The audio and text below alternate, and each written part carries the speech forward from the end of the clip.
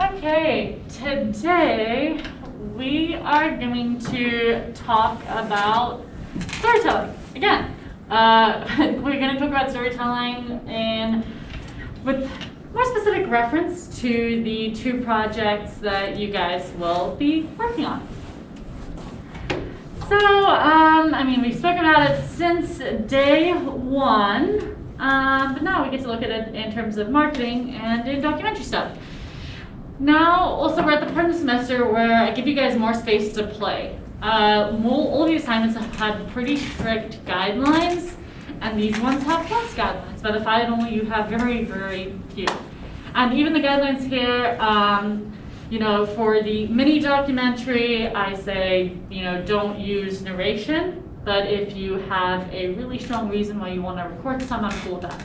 Prefer if you told the story with the sound bites, but next week when I go around the room and talk about your stories and what your plan is for everything, I'm willing to listen to different things. And then with the mini doc, you either get to choose if you want to narrate. You can either get a friend to help with that, you can get multiple voices, or you can just use text to tell the story.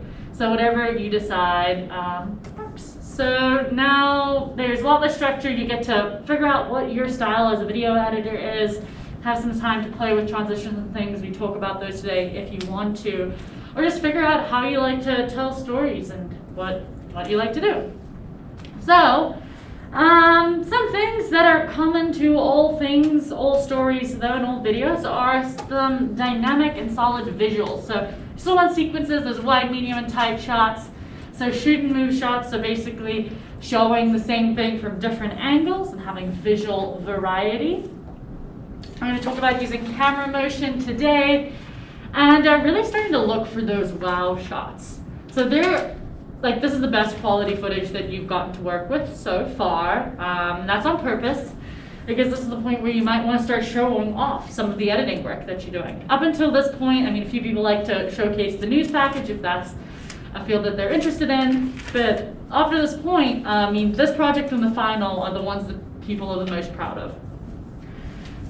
So when these types of videos, the mini doc or the promo are things that you'd see online, like you'd see as ads, or that you'd see as, posts on social media. And think about the type of content that you like to consume. If you are scrolling through your social media feed, in order to stop, something has to be really visually interesting on a topic that you're super interested in. So really looking for those wow shots, and there are a ton of them in both of the documentary and in the promo, and putting those up front, thinking what would stop somebody from scrolling? What would make them want to watch this? If I was scrolling, would this shot catch my eye? So really looking for those shots, it's super important. And it's different from something like a movie or a TV show. When somebody sits down to watch a movie or a TV show, they have committed to, watching at least, 15 minutes of it, giving it a chance. Whereas with these short 2-minute videos, people have a shorter attention span. You have a few seconds, and then people are like, yep, moving on. You don't have that same commitment to sit and watch something through. It's just either looking for something specific or scrolling through to kill time, or kind of let your brain rest.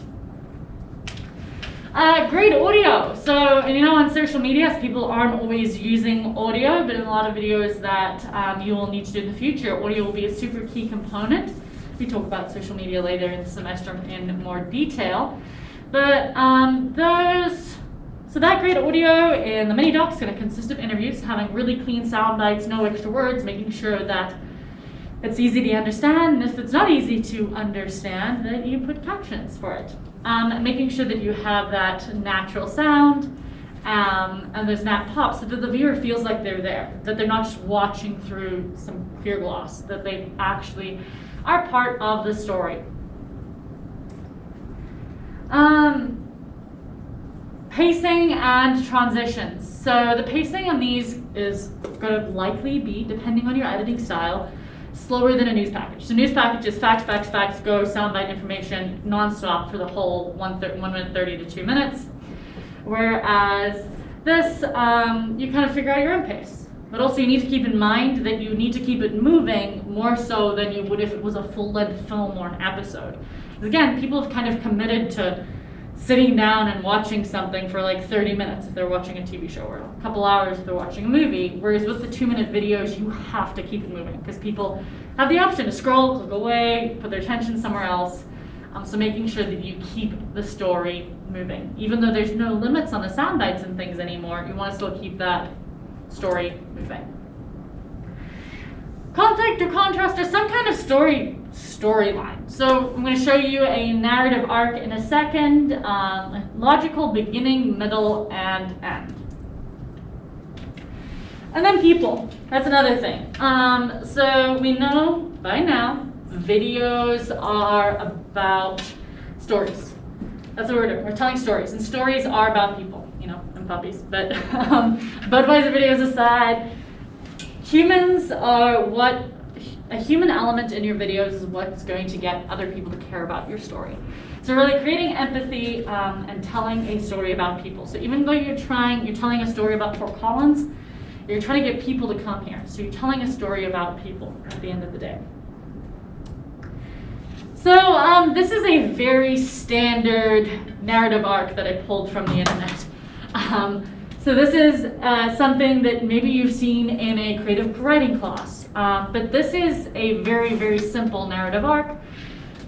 You get deviations in this, and if you look on the internet for different narrative arcs, there's different storylines, but for the most part, everything from a 30-second ad to the Marvel series follows this to some degree. So I love to use Marvel as an example because, oh my gosh, I think they do an amazing job of storytelling, because there's a self-contained story in every movie, but then weaving together so many different elements to all come together to then finally kill your favorite characters. But besides that, the storytelling is amazing. So even that complex storyline has way more bobs and weaves and things in that conflict and rising action. There's way more challenges. At the end of the day, it starts with introducing a character, trying to get you to like them having some conflict or rising action or something that they need to do or overcome. It doesn't always have to be conflict. It can just be, the story increasing and building to a climax. So sometimes, in the Marvel movies, it's that epic fight scene, almost always 15 minutes before the end of the movie. Pretty much always, near the end there. But even in your shorter videos, there needs to be some peak of the story, usually kind of close to the end. And whatever that is. Whether that be the overall message that you want people to get away from your mini doc about the gender issues, or just about, the feel-good part about these girls scaling, whatever that is. Or the main reason why people should come to Fort Collins. And then, of course, the falling action and resolution, which tends to be a smaller part of it. So a beginning, middle, and end. So you're going to see that in your videos. So I'm going to go into an example. So this example, I really like this one because it's a promo, but it's done like a mini documentary. So it really fits both categories that we're working in today. And for this video, I'm going to play it, and then we're going to talk about things that you guys liked, you didn't like. How do you feel about this video? And kind of critique it. So what it's about Philz Coffee, West Coast-based company. Anybody heard of Philz Coffee? Cool. Okay, 2 of you have heard of Philz Coffee. I tried it for the first time a few months ago. So for those of you guys who don't know, it's a chain on the West Coast, but it's a smaller chain. And this is their flagship video. You'll know a lot more about it by the end. Volume. Okay, this thing was a little temperamental earlier, so let's see if I can get things to actually work. There's so many cords here. Where's my speaker cord? Ah, there it is. Let's see if this helps.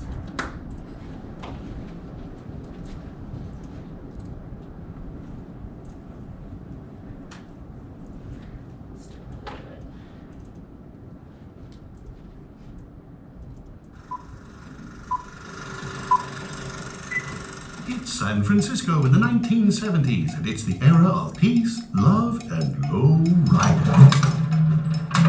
Our story starts here in the Mission corner of 24th and Folsom. This is Phil. He will go on to become the king of coffee. Who's next? But more on that later.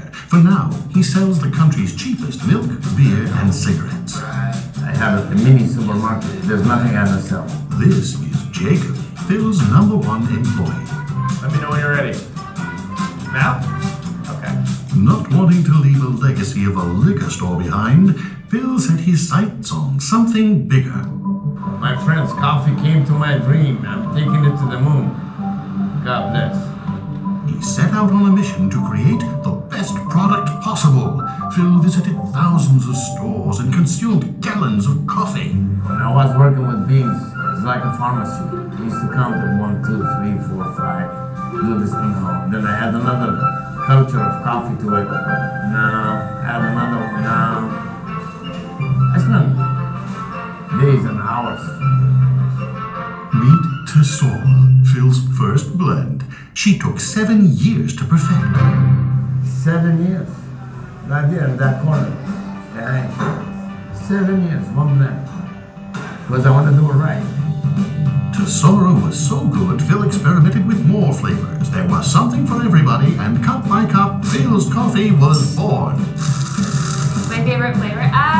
That's tough. I don't know. My favorite drink, So Jacob's Wonder Bar was the first coffee I ever had at Phil. the Philharmonic. Organic Peru Light. The Dancing Water. Filtered Soul. What's the flavor profile of the ambrosia?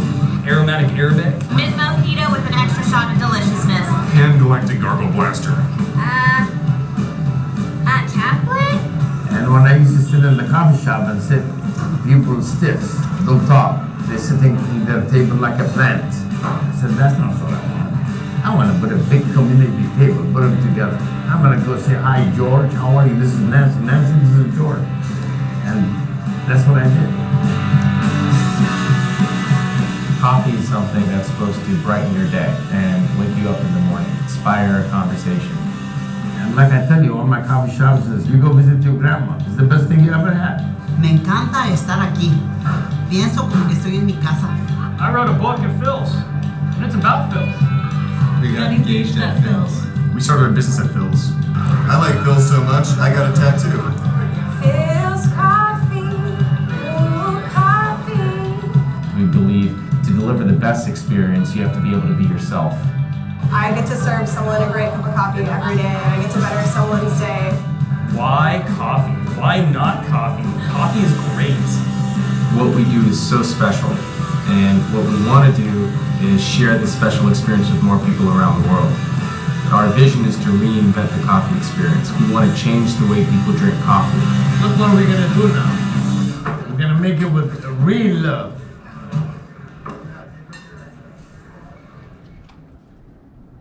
Okay, what did you guys think? What do we like? What do we not like? What's your opinion? I mean, I liked all the facts that they put out there, like how it took him 7 years just to make the one blend. Yeah, you can tell he put a lot of work into it, so it's kind of a unique thing. That it took a long time to perfect coffee. What else do you guys like? Yeah. I like the part where it was kind of leading to the main point of the story, and then in the bottom right corner we're showing the numbers of days and years until it got to 7, and then when it got to 7, and then they started talking about how it took 7 years. So Cool, like the cool graphics Yeah. that went and supported the story. So they did a good job of that. Absolutely. What else? Well, so you guys have had, 2 of you heard of or had Phil's Coffee. So why would you want to drink here as opposed to a Starbucks or a Dunkin' Donuts? Yeah. I think they did a good job making it feel more personal, like less corporate. Like even though it is a chain, they made it feel like it was like an inviting place, less corporate. Yeah, and that's really in at the moment. You know, people want to shop small, especially in Fort Collins as well. Shopping small is a big thing, locally owned business, and you know, millennials and Gen Z are all about supporting the small business. It's less about like going to corporations, and people genuinely would rather go support Phil and his family than, you know, the people at Starbucks. And of course, we like our Starbucks and all things like that. But that's, you know, become a big part in the last, you know, decade or so. And so making people care about your brand. So when you're doing your Visit Fort Collins promo, thinking about like, okay, what's special about this town? You know, there's how many towns in America, there's how many different coffee shops that you could possibly go to. Why this one? Because there's a person behind this. There's a community, there's a relationship, it's something special. Yeah. Were they using jump cuts when they were talking like at the table? Yeah, absolutely. So that was a great use of jump cuts. I'm glad you brought that up. So we're kind of at the point, there was those graphics we were talking about. Where was it? There it was. So yeah, this was jump cuts.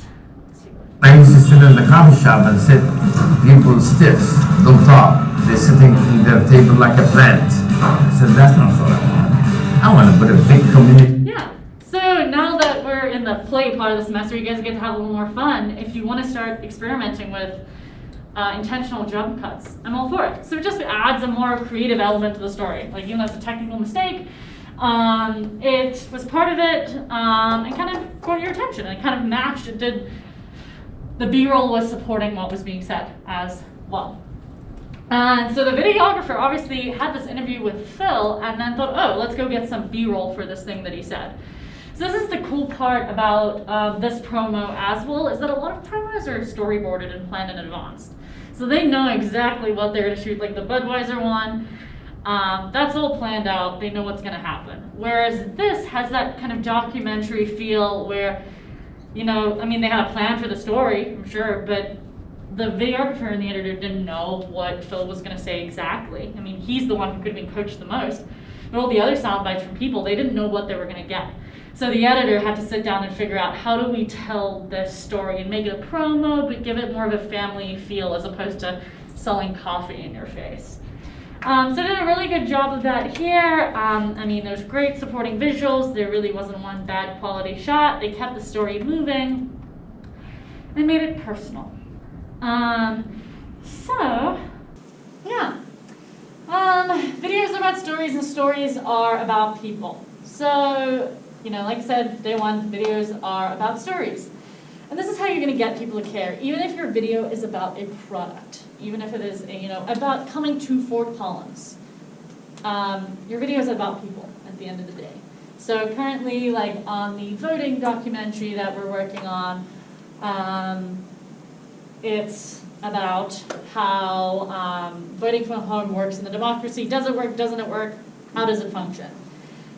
It would be the most boring video ever if it was just like, okay, this is how to vote from home and this is how to set up a state for voting from home. This is how it works. Instead, we're still asking the question of, okay, who are the people behind this? Who are setting up the infrastructure? Because at the end of the day, people aren't going to just trust a video. They are going to trust a person or distrust a person.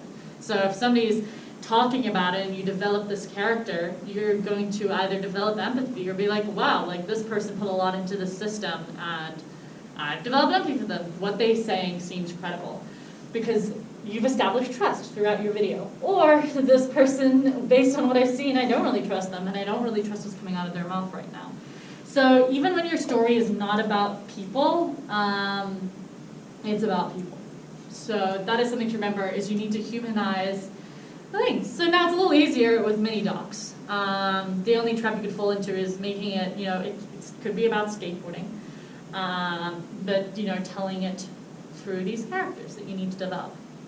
And how you choose to tell the story is totally up to you. So if you want to really hone in on, the social issue side of the mini documentary and how they're breaking down gender stereotypes, great. If you want to keep it as a profile piece on a specific girl or just the group, that's great too. It still needs to be about people.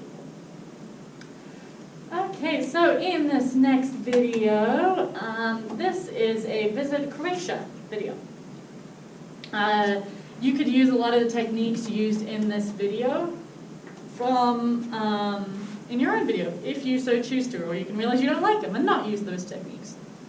So same thing here, watch it, let me know what you like. Let me know what you don't like. What did they do well, what did they not do well? It has high production value for sure and was done by professionals, but let's see if we want to steal, or not steal, but be inspired by some of these techniques, or maybe put some of them to the side.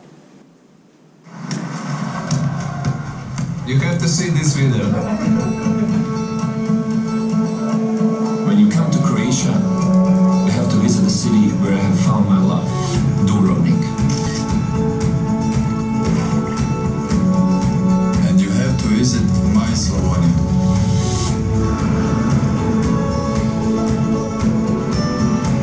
to visit our national parks. You have to taste our food.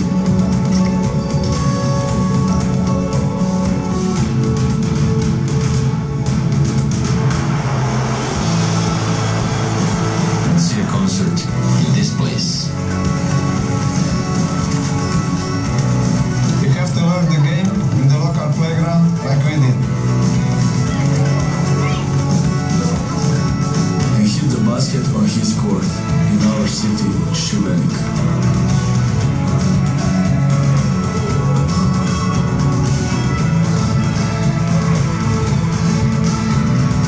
And visit one of the sunniest coastlines in Europe.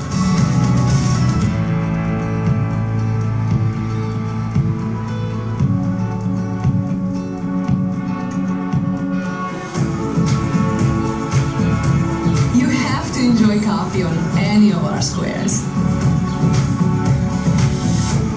And see the most beautiful Croatian building. You have to listen to the biggest Croatian musician to see working in Zadar.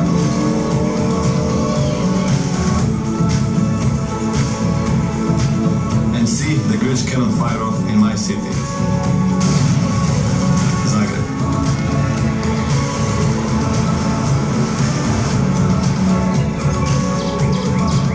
You will never walk alone on these hiking trails.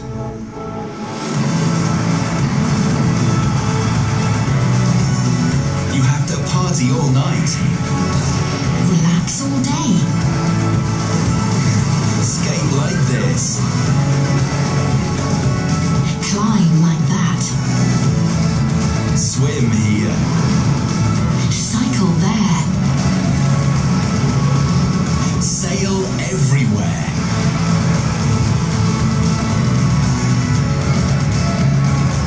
When you want to lift your spirits sky high, you have to come to Croatia. Croatia, full of life.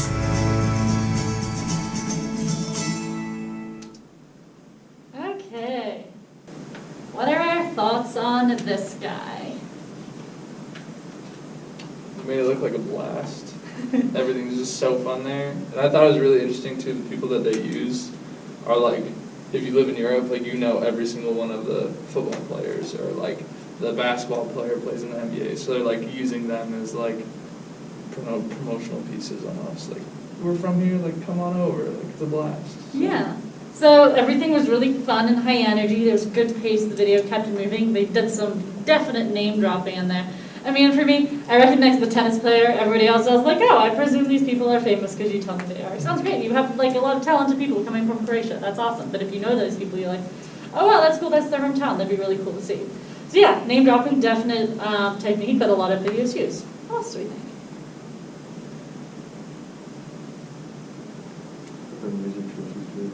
You like the music choice, and kind of carried throughout. Like, had some high energy. What did you like about the music choice? I mean, I was just curious. I was paying attention to it, just see like what about it that was making it so sort of high energy, and what was so like pleasing about it. Just because I was curious, and I was thinking I could try and replicate something like that myself. As in create some music or find something? Okay, so do you create music yourself? I try to. But, Nice. I think I was just, it had just tons of instruments in it, like a lot of different instruments, and just fast paced.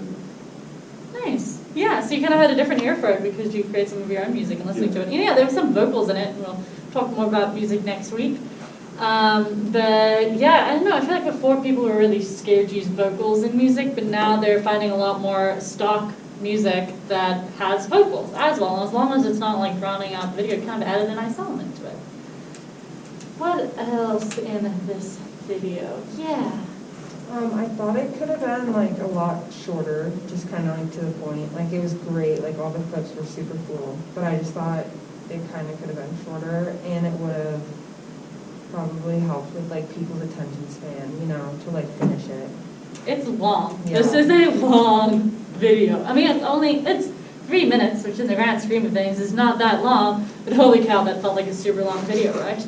So this, I mean, and this depends on your audience and where you're going. So this maybe like this probably wouldn't be a good ad on social media, because unless, you know, unless you have some real investment in it, like, you know, by like 1 minute you've checked out. So, however, on the website, this could work well. So for an audience that you're trying to pique their interest in Croatia, you like have a few seconds of their attention span, like pique their interest before they scroll on. Like they're not here to watch 3-minute videos, they're there to either look for their specific content from their friends or their favorite makers, or like have their attention grabbed by this for a couple, like a minute tops. It's almost too much information for somebody who's just casually scrolling. Whereas if somebody's already interested in Croatia and they're like, hey, I want to, I know I want to visit Croatia, let me find some things to do when you're on the Croatia tourism website. This is a great example. This gives you the whole gamut. Like, these are the billion things you can do here. It's going to be great. You're going to have a great time. But if somebody who's maybe not sold, who's like, maybe they've Googled like traveling in Eastern Europe and like cool cities to visit and places to visit there, and this is an ad that pops up or one of the videos that pops up, you're like, okay, I'm shopping. Like, give me the gist of it. I want to move on. So it really doesn't work well in some senses, because it is a lot. That's, I mean, a common thing that comes from this. So what are some of the things, other things that are maybe critiques that you maybe didn't love? Yeah. At the end there's a bunch of still images, but it sounds like the accent of the people changes, which made me think of like the editors being in England, which is weird, because it's about Croatia. Yeah, it's like, what happened there? So this is the common thing that comes with this video, and that's probably my biggest grievance with this whole thing. It's like, who are these people and where did they come from? It felt like it felt like they put two videos together. I feel like the last 50 seconds, like if it had those, you know, what sounds like the generic British voiceover, is like people who are like, are talented at this and have an appealing voice and enunciate well and don't have too thick of an accent. Like a video about that. But like this whole time you had people from Croatia with thick, like, you know, Croatian accents, and you're like, wait, what just happened? Who are they? So sticking with the theme of it, and you know, if something's meant to be two videos, keep it as two and maybe don't force too many themes into one. I mean, yeah, because it like came with the DJ, like right there. It went into there, and then it went into the thing that I feel like all of us miss so much. Remember those times where you could like be around thousands of sweaty people and it just smelled awful, but you were having the best time? I hope that comes back soon. But then that... Relax all day. You're like, wait. Is she Croatian? I don't know what's happening here. And also thinking about, okay, is narration a choice you want to go with? Films had narration and sound bites, and it worked really well. Like, somebody commented that they really liked the narrator, and nobody comments on the narrator in that video because they're doing a good job. You don't really notice the narrator. Here you're like, okay. Yeah, so the length of it. Any other critiques? Any other things that you thought they could have done better? Yeah. I think that because it's so long, it's pretty exhausting. Like, it's good and it keeps you interested for the rest of it, but it feels pretty exhausting because it's just like hammering on the same like note the whole time. I think if like close to the end they had a moment where it was like a bridge and there was just like a moment where you could like chill if the music changed up, or they focused on something like more intimate or a little bit more human, like instead of just all these insanely like exciting things, and then like it took a moment and like showed people like, I mean, other than like one shot like this, it's just like somewhere relaxing. It was hot. And then just, like give us like 10 or 20 seconds of something else, and then it feels like, you know, like a normal, just it changes the pacing a little, it gives me more time to breathe. Yeah, absolutely. Like it's, especially for a video this long, even for like a 30-second video, like having it at a high pace the entire time is overwhelming. Like you need to have breaks for people's eyes to relax, for their brains to catch up and process. Yeah. And so like when they're talking about the relaxing, like drop the pace in the music, like slow down the narration, like relax all day after you partied. Like that's great, but holy cow, you don't really get the relaxing feel from it. Yeah, so like lots of things that were done well and not, like that could have been maybe done differently in this video. One thing that they also did really well is almost every shot is incredible. I don't think there's one shot in here where you're like, oh, that's kind of iffy, or that's not that pretty. Like everything is amazing. They're really flexing here with the quality of the footage, a ton of drone shots, and, you know, the prettiest sites that they have. So in both videos, you're given, you know, some stunning shots, some less stunning shots. Make sure that everything that you use is aesthetic, that there's not one shot with the person like, oh, that's kind of low quality. Everything should be really, really high quality. And you have the ability to do that in both videos because they both, like, there's some drone shots in the Visit Fort Collins. There are some stunning slow-mo with the sunset of like tutus flailing in the skating ones. So really use those wow shots. Because at the end of the day, like, yeah, we may not love things about this video, but I think we can all agree that Croatia looks pretty darn beautiful. So you want them to turn around the video and be like, wow, Fort Collins is beautiful. Or wow, that was a really high production value documentary.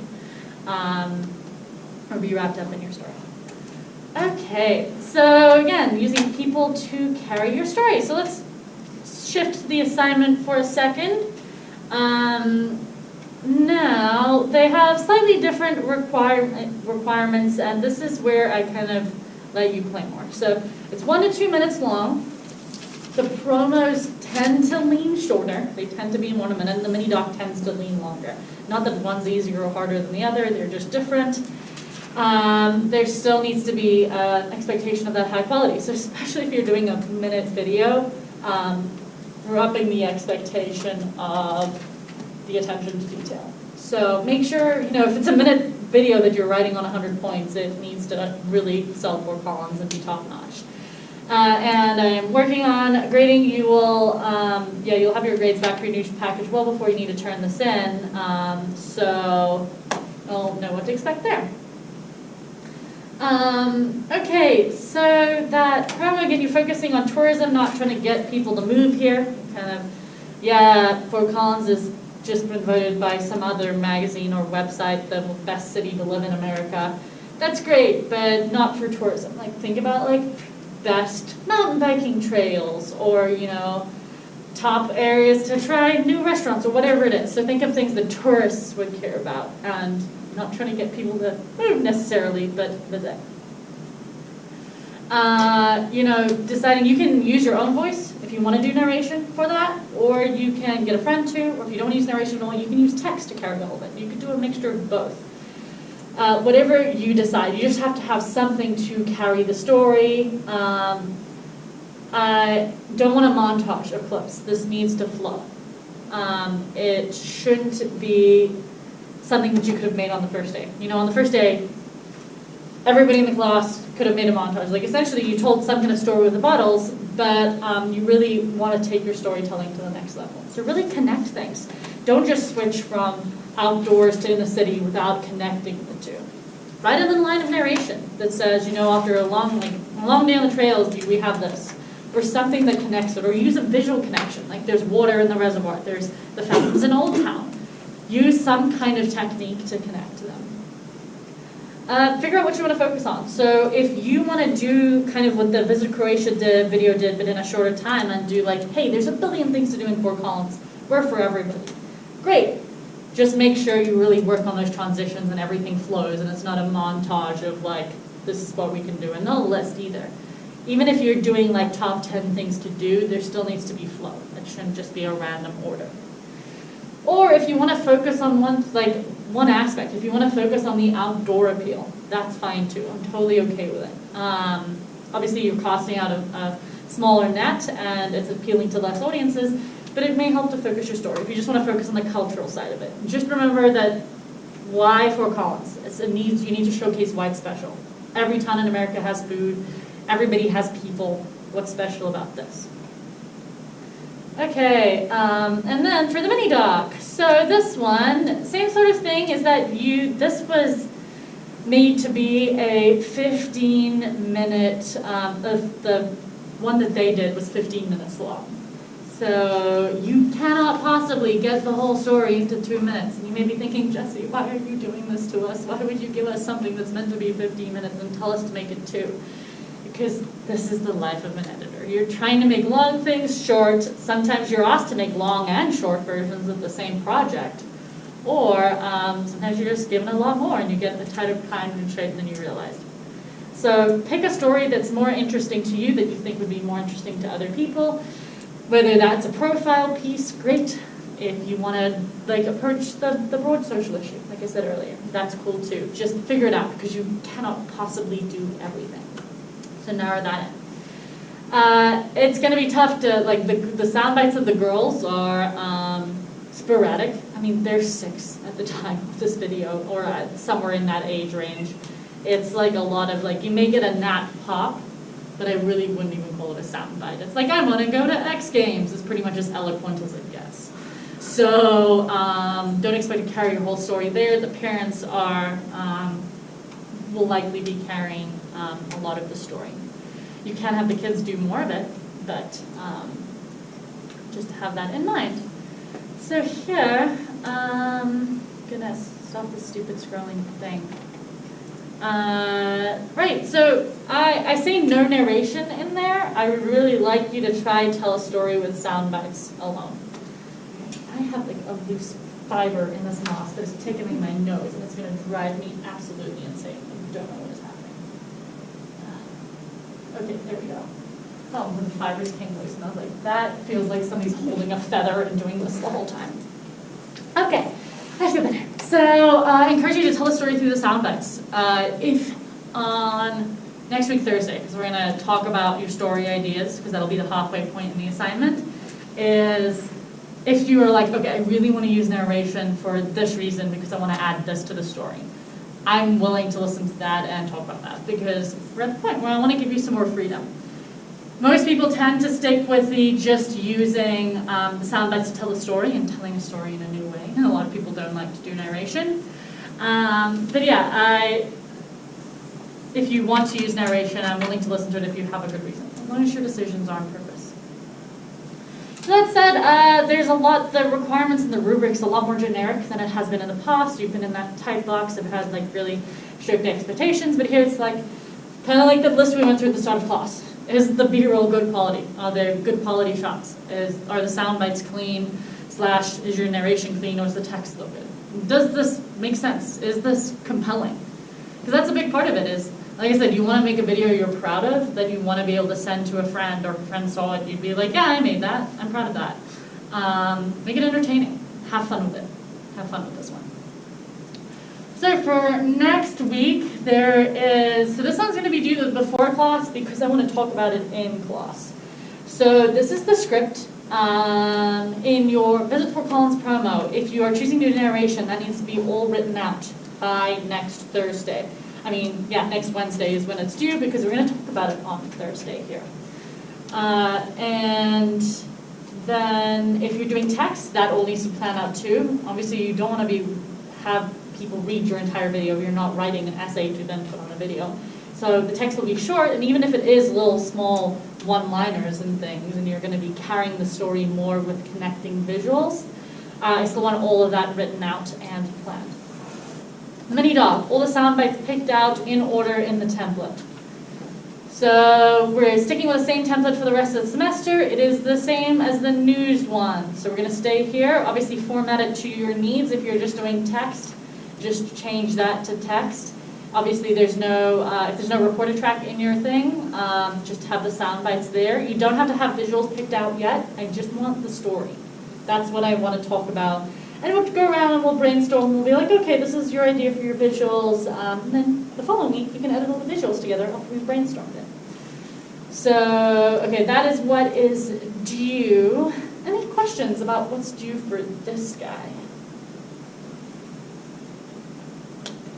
Awesome. Okay.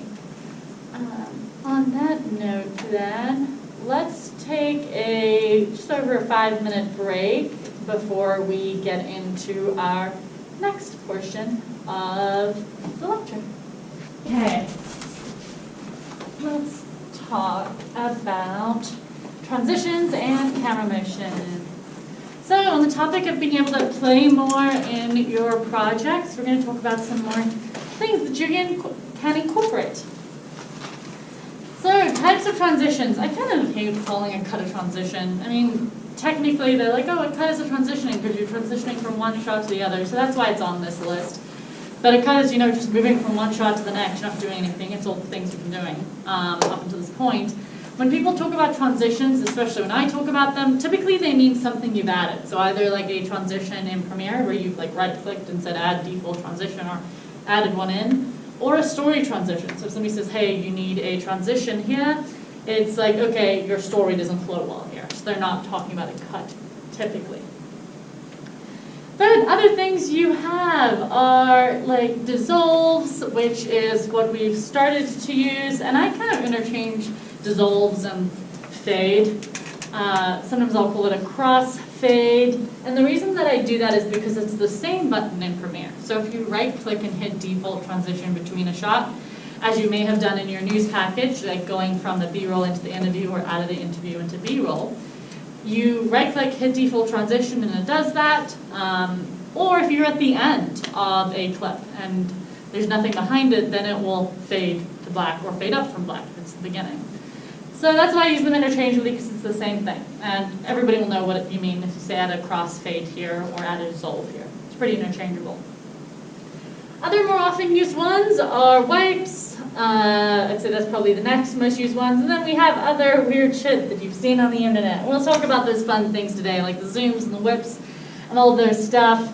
A lot of the ones in Premiere are kind of cheesy. We'll talk about those, but they are like 80s, 90s cheese balls. So there are totally times and places for them, but it is pretty rare.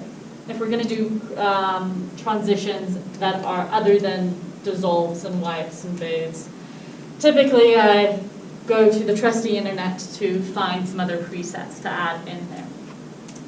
Okay. So breakdown of how often you use these. I'd say probably 80 to 85% is going to be straight cuts. So pretty much what we've been doing. So even now when I open up the floor and let you use more transitions, if you so choose to, still it's a very small part of your video. It should be to grab attention or to help with the story transition. Especially for this project, this is not a full transition video. You don't want to be so distracted by all the things happening in the video that I can't follow the story. Then dissolves probably come in second to 10 to 15% that you are using those. So typically we're using those to represent some kind of change.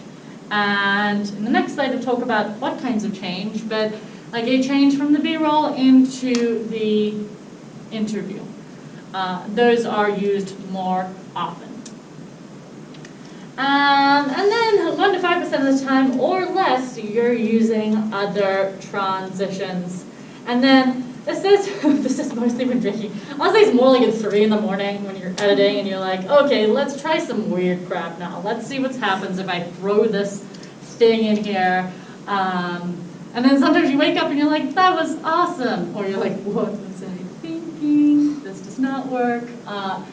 But you know, we all have to play in our craft and see what works. Maybe you discover something awesome. But even so, for the most part, we're still going to be living in straight cut land because it's part of invisible editing.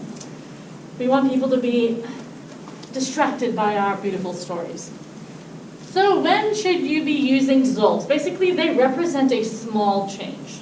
So a small change, so if you have an interview with somebody and then you use a dissolve to go into B-roll of them. So obviously it's a different time. The B-roll is at a different time than the interview was. So you're showing a change in time there. Or if you're going from one place to the next. It could be for a scene change. So going into the next scene of a movie or an episode or even a short video. If you're going from a fast section to a slow section or vice versa, use one of those. Flashbacks are great for dissolves, but they tend to add more of like a distortion effect on the edges when they do that. And dissolves can be used for emotional effects, so especially long ones. So typically, if you chose to play with some of the dissolves in the news package and you did some dissolves from B-roll into your sound bites, they're probably pretty short, like 10 to 15 frames, so less than half a second. Now, if you make them longer, if you make 2 or 3 seconds, you can make them as long as the shot if you want. I mean, you're starting to see 2 shots at one time. It's going to be really emotional and kind of slow down the pace. So since you're seeing 2 things at the same time, you can use that to connect 2 things. If you're showing 2 people and you want to connect them somehow and they're on both sides of the frame, you could do a really slow dissolve. Or like with fireworks, when they're playing Old Lang Syne on New Year's Eve and you're watching it on TV or something, they'll do fades between those for emotional effect. So dissolves can be invisible if they're not overused. So a lot of the other transitions other than, dissolves are really in your face. Like the viewer notices that something is happening. Whereas a dissolve, if used occasionally for these reasons, is part of invisible editing, kind of like a cut, as long as they're not too frequent. Whereas like wipes, George Lucas, and that's probably the most used transition in Star Wars is the wipe across. And it's part of the genre and it's part of the era, but it is kind of cliche. It's become part of the brand. They can be used in a non-cliche form. Maybe if somebody's walking across the street, the frame, or a bus is going across, or there's like movement from behind a tree, you could use a wipe and kind of follow the motion. Typically people go into After Effects and kind of form the wipe around the person or the object. But to keep it simple, you could totally time out a wipe to make it more of like a seamless transition to the next scene. But it does represent a bigger change. Same with a dip to black. So really, it's very rare that you use a dip to black in a 2-minute video. Because it represents such a big change, usually you don't have time to cover so many topics in a 1 to 2-minute video. Usually covering one topic. And a dip to black is like a massive shift. So really, I'd probably say I've used dip to blacks like 2 or 3 times. You guys have seen one of them. And they're for longer form stuff. So if you need to show a big change, or if somebody gets knocked out, if you want to do something dramatic, like if somebody crashed on a skateboard, you can maybe use it for that purpose. But definitely, I can't really think of an instance where you'd be using multiple in a short video. I have seen it and it doesn't really work well. And then the other stuff, for cinematic effect, you can use it to visually connect things, but oftentimes those zoom transitions that we've seen on probably a lot of Instagram ads, and travel videos, are for their appeal. And if you're not sure what I'm talking about, you've definitely seen them before, and you will definitely know what I'm talking about by the end of this video.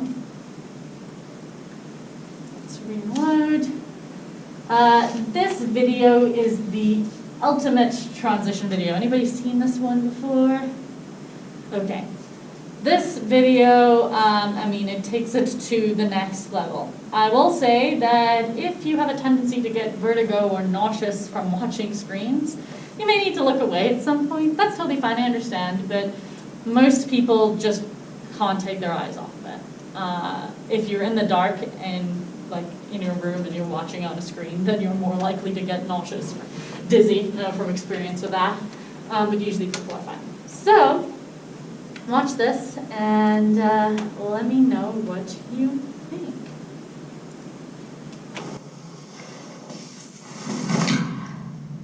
Do you hear me?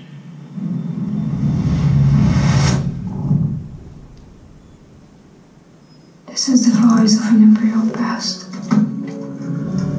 The sound of horses and the strong walk of men. Do you feel me? This is your cultural thrill. The smell of a powerful land.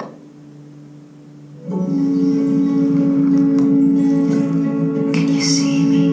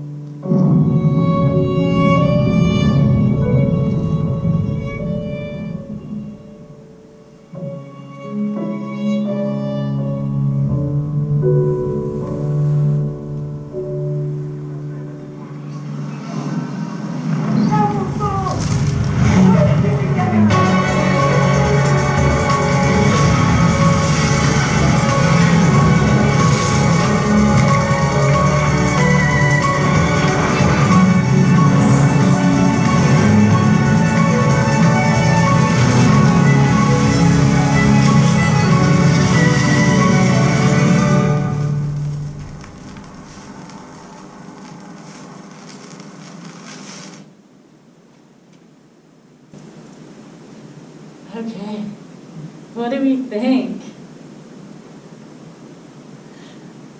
Yeah. That was kind of cool. Like the pace of the transitions with the music was pretty cool. Like when it was speeding up, they sped up the transitions. When it slowed down, it slowed down as well. So. They did an amazing job of incorporating the music into this. I mean, it was seamless. The video and the music were like one piece. Yeah, absolutely. What else?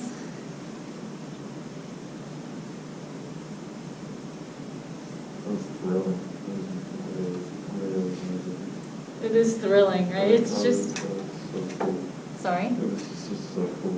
It's so cool. This is probably one of my favorite videos. It's a piece of art. It really is. It is, I mean, I think it's video art in its purest form, really.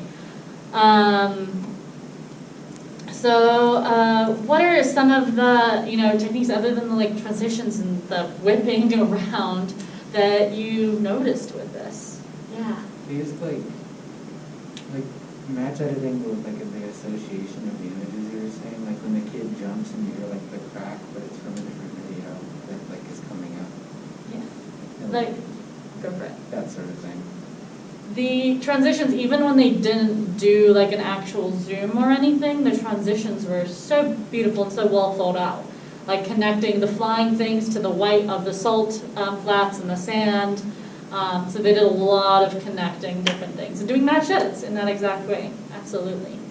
Any other things you noticed about it? With like the dog jumping and then a cat landed. That was pretty cool too. Yeah, like you said, the matched edit with two different objects. And it's such, I think this video is just the gift that keeps on giving, because I've seen it like at least a dozen times, and every time I watch it, I see something new. So this one, obviously this is way more advanced transitions, and this is kind of a mix of, I mean, you have to think that he planned some of this out before he had to have, but he couldn't possibly have planned all of it. So the moving through the buildings had to be really planned, because you had to move through the buildings in a specific way. I think there were some, I've contemplated how he did the, like, when it looks like you're moving through the buildings and feels kind of three-dimensional a little bit. And so I'm thinking, like, it has to be a stabilizer because it was really smooth, but I'm wondering if he did some push-pulls. So we'll actually see a push-pull in the next video where, like, you move the camera backwards and you zoom in and it creates, Totally like, had some of those in there, yeah, and it adds, like, a three-dimensional depth. Because I'm like, those are incredible. It's like, amazing. And so we had to, like, plan walking through buildings in the same way to edit those through, and, like, the scanning up of the buildings and, like, matching motion in that way. And I'm sure he looked for symmetry. And I was like, oh, I remember like the circle I saw here. I bet this circle would work really well. But then editing, like hunting for the symmetry. Must have been insane. So, yeah, this one on Vimeo, like, I mean, 5.2 million views when it came out. Like, it was Vimeo's stock pick video of the year. I had a lot of videos go onto Vimeo. Is it supposed to be like a tourism video? Like, what was the point of it? This is just him creating art. Yeah. This is, and that's actually a point we're about to talk about. So here, he did this in 20 days, which I think is insane to get that amount of footage in 20 days. And while traveling and doing all these things, I'd love to know how long he edited it for. But so this video, I mean, it's mesmerizing. Like I said, it's one of my favorite videos. It's not really a great promo though. Because an example of this, I watched it 4 years ago or so for the first time. A student actually in this class showed it to me, and I was like, oh my gosh, this is amazing. I couldn't find it for 2 years. I was like, okay, I remember this amazing transition video, which is perfect to talk about transitions, but I cannot remember what country it was. And so I spent like ages, like every time I thought of it, I just like Google it, and they're like, awesome travel video with transitions. Classical music video with whips, like it was the most random things, and eventually I stumbled across it again. But so if it was like a tourism video, like go to these places, it's not really great for that retention because there hasn't been that repetition. So yeah, they kind of like overkilled it on the Croatia one, but like they had the reminder of where it was in the different places. So what I compare it to is, in 211 you guys make a concert poster or some type of poster where you're communicating. Yeah, you want it to be pretty. Yeah, you want it to be aesthetic. Yeah, you want people to enjoy it, but it's different from art that you put on your wall just to look at. So I would compare this to the video equivalent of the art that's up there for pleasure. I mean, with 5.2 million views, so this could be monetized on its own right. and make money for that, but not necessarily for teaching and information retention. So using these techniques when you're doing something like a promo, like where knowing the product or following the story is the whole point of the video, using these in small doses is an eye-catching as a cinematic effect as opposed to a recurring thing that happens throughout the video. Now, if you're traveling and you're making fun videos and like you're doing this for your YouTube channel or just as a lifestyle video, it's a different thing. And so there's other things. I also love the choice. I mean, honestly, I love that composer as well, Ludovico Einaudi, but he's still alive and actually is one of the few composers I actually enjoy. And he does a whole bunch of other things as well with similar themes, but I'd say this is probably the best one, in my opinion, that he's done. He does like a Watchtower of Morocco as well. So, with this type of thing, has anybody here played with any like of those whip, swipe, or zoom transitions? Typically what they call. So you played with it a little bit. Anybody else? It is it's more an advanced thing. So when you played with it, in what context and what have you done? We did, I think it was a promo for like I think it's called like Four-Pond Box Company or something like that. I'm not sure. They do reusable boxes for like when you're moving your house. Then you can like use these reusable ones or borrow, rent them or whatever, so you're just less damage on the environment. We did a video for them, and in this video sketch, we're switching between some scenes or something. We would, at the end of the shot, we would whip the tripod to the left or whatever, and then mix in one of the transitions. This was a while back, I think, in After Effects we were doing some of this, where we would just blur those two shots together, and then start the other shot by coming in from the right with the opposite motion. And then when we mixed them together in post, it just looked like really fast panning to hit the scene. So that was when we used that mostly. Nice. Cool. So in this, I mean, you can do a mixture of planning it before shoot. Obviously, in the ending clock, you don't really have that ability, and you can totally recreate them to some degree with the software. So let's take a step back and talk about some of the traditional transitions, the ones that are easy to use here. So they live in the effects panel in Premiere Pro. And were you creating it from scratch? You didn't download any presets? I don't recall. I don't think we used presets. Okay, cool. So, yeah, when you're adding camera motion, that's definitely a great way to do it. And I actually have a video on that as well. Here, so under video effects and transitions, you'll find lots of other things other than dissolves. The one in blue is the default. So you can find all your dip to blacks and other things here. Here's kind of where you get into the more cheesy stuff. Like you can, let's see, let's throw in a like page turn and all the things that look like slideshows that you, I don't know. I don't know, they remind me of slideshows from a traumatic past that I can't really remember. But it's, yeah, they're there. I'm just going to say that. I'd say the closest thing, still a bit cheesy, but less so to what you've seen in Premiere, because Premiere is kind of limited in this area, is like there's the cross zoom, and this is, I don't know why it's defaulting not to the center. Let's center and cut. Oh, this is the end of the frame. Where they have like the zoom over there. Honestly, I mean, the only things that I really end up using here are the dissolve and the dips over here. There is the wipe. I'm yet to find an appropriate place for it, but I've seen some nice uses of it in some videos, so you could just add that in here. And the way that you edit these guys is you go into effect controls, so you can double click on the transition and it'll bring up effect controls. You can then like adjust the duration of it. So like I said before, playing with how long it is in frames, seeing what looks good, when is a long dissolve appropriate, when is a shorter one look better. And honestly, like almost every dissolve I lay down, I probably tweak a little bit and be like, okay, this looks a little like jarring, maybe it'll look better longer, oh no, it actually looks better somewhere in the middle. And just kind of playing with it. And then yeah, you can choose where to start it. Like if you were doing a wipe like this and you wanted to, like, let's say you wanted to wipe them as they walked across the screen or something, you would want to do it the other way, and you could go into effect controls and change all those settings about when everything happens. You could use keyframes and things like that. There is a LinkedIn Learning assigned on video effects. So, and just using those things, there are a bunch of things in Premiere I encourage you to play if you are interested in that. The one that I probably use the most, which I used earlier in class here, let's delete it, is the Gaussian blur. That one, you drag it on and you'll notice that some of them, when you drag on, they automatically do something. Like there's a black and white effect to automatically make your shots black and white. You drag and drop that on, it's done. And you can tweak it if you want to. But there's a lot of others that you'll drag on and you'll see that nothing will happen. It's because you have to activate them still. So go into effect controls, like here I dropped the blur on there, and then it will add a new drop down, and you can then increase the effect on the video. I've seen somebody, and this was like, I think 4 years ago was when I saw somebody, they like made lightning. They had a video of a trombone and this like lightning coming out of the trombone, and you can do that type of thing in Premiere.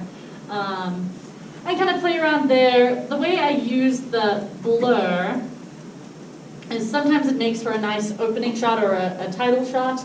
You put the title on over the blurry image, and then you bring the title down, and then just simply by like making a cut, kind of like you did with the matched edit, you can then add just a default transition, and it makes it look like the shot's coming into focus.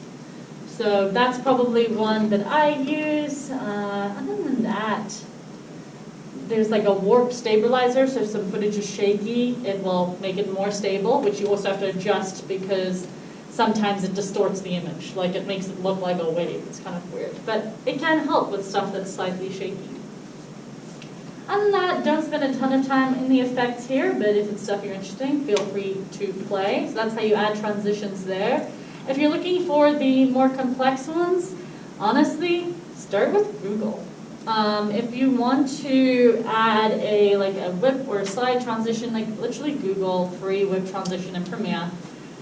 Some of them you can pay for, and you can download a preset, and a lot of them, almost all of them, will have tutorials with them. So somebody will post and they'll make this preset, and if you're super competent in Premiere or After Effects, you could create these. They're just playing with keyframes and moving in shots. They show you like, hey, so drag this in, this is what you need to adjust, here's the things to work on, and so they come with tutorials a lot of the time.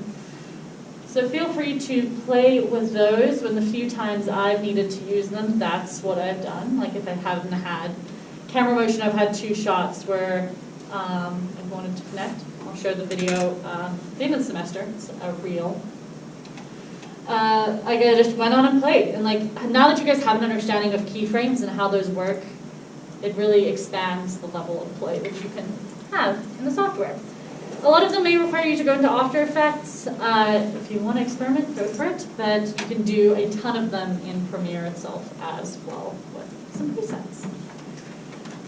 Okay, now let's talk a little bit about camera motion. Okay. Well, I guess before we do that, just don't break the toy.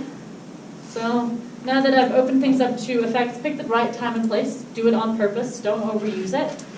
Make sure we are thinking about the things that you're adding in there, and it's not just for random reasons. Okay, so another more, slightly more advanced thing is then adding camera motion. So up until this point, we've mostly had shots either that were handheld with the point of trying to be stable, maybe an occasional pan or something, or on a tripod. So now a lot of the footage in both of them has a lot of motion. It's moving. And now incorporating that is part of video editing. And there's different meanings behind what different motion does and how you can make a character feel with it. And there's also different vocab. So yeah, this talks about the meaning, which maybe doesn't directly apply to these projects, but the vocab is important to be aware of, because then you might be like, hey, can you use the dolly shot here instead? And you're like, I don't know what a dolly shot is. you're gonna have a bad time. So here we're gonna introduce a few more terms and talk about incorporating motion, well, into your videos. Maybe, maybe not. Maybe the Mac's just gonna crash and not do anything.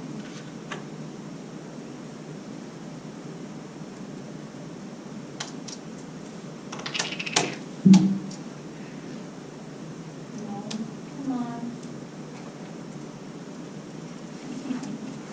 Why?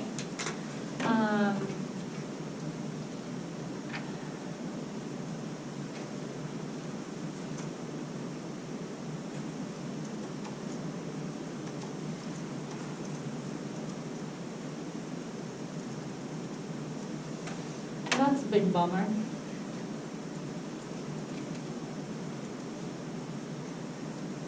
Well, I'm just gonna turn it off and talk about camera motion for now. Do an interpretive dance of what camera motion looks like. Okay, cancel. Quit. Yeah, that's what I want. Okay. Actually, I'm gonna quit this. Leave this quit for a second. Nope, I don't want to restart it. Don't cover anything. Let's reopen this guy and see if we can play it again.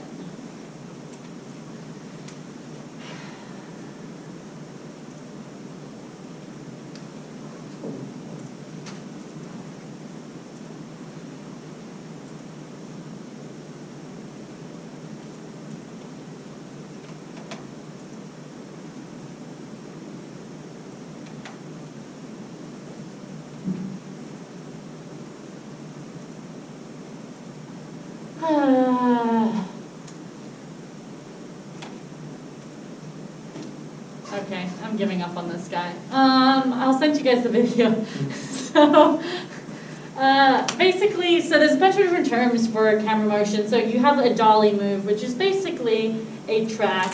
So that in this video, they use the word dolly for even a slider. So basically, they'll put a tripod on a beam, or sometimes just like a pallet with wheels, and create motion like that, smooth motion. We have sliders in the checkout room, so sometimes they call that a dolly as well, but a slider is usually something you can put on a table and just create some nice smooth motion by mounting a camera to it and moving it. So that's what a dolly is, so a dolly shot would be moving.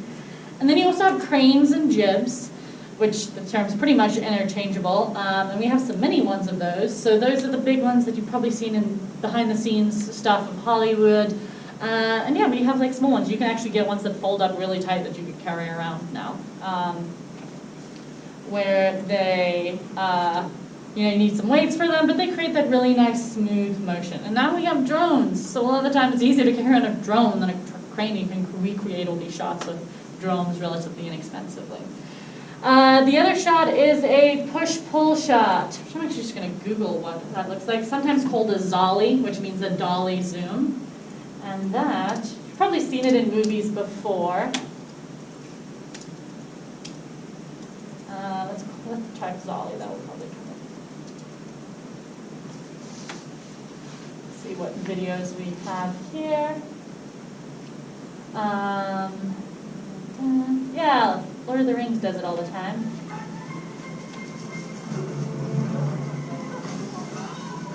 Let's see if it's going to show it anytime soon. Oh yeah, I remember this one, I think.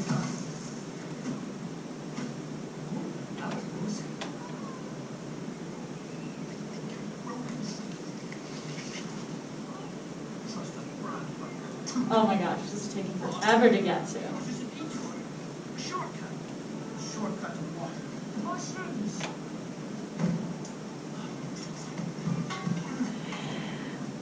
I know which one they're looking for too. I think it was right here. Like, that's the weird flashback.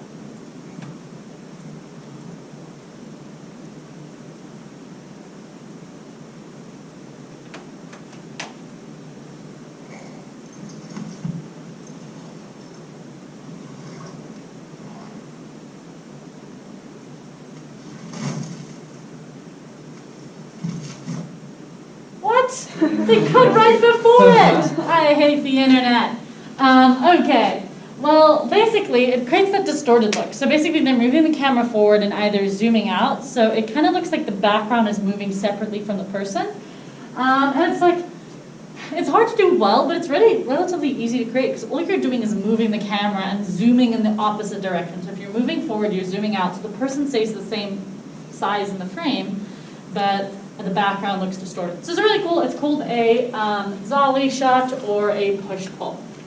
So then it kind of creates the distorted effect, which is what we speculate the guy did in Watchtower of Turkey.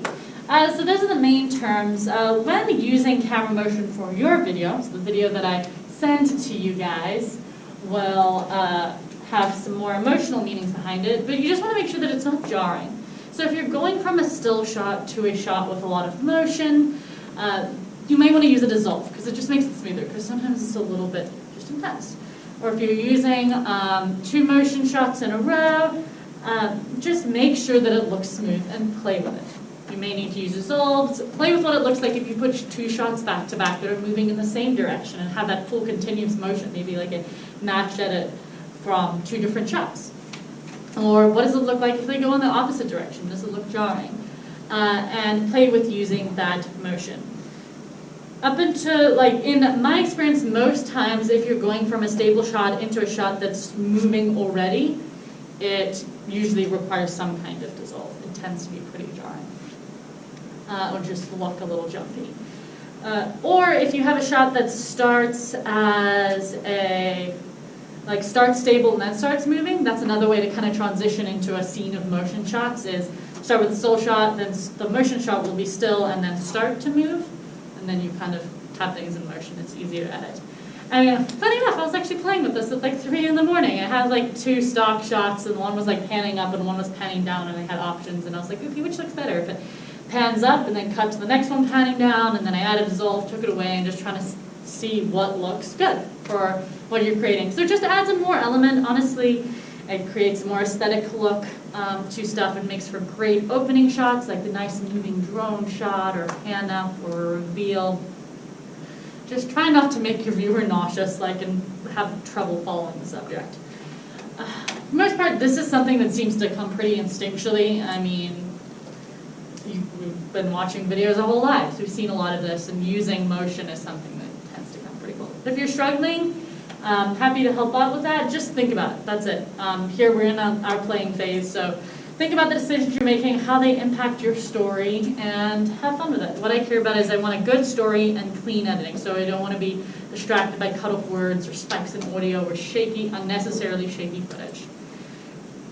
Cool. LinkedIn learning tutorials are already assigned. I'll hunt down that camera motion video as well. And then that script is due before class again because we're going to talk about it. Any other questions? Awesome. Well, I'll stick around for a couple minutes if you want to ask me about things that the assignment that's due tonight. Otherwise, have a wonderful rest of your week. Enjoy your weekend, and I will see you guys next week.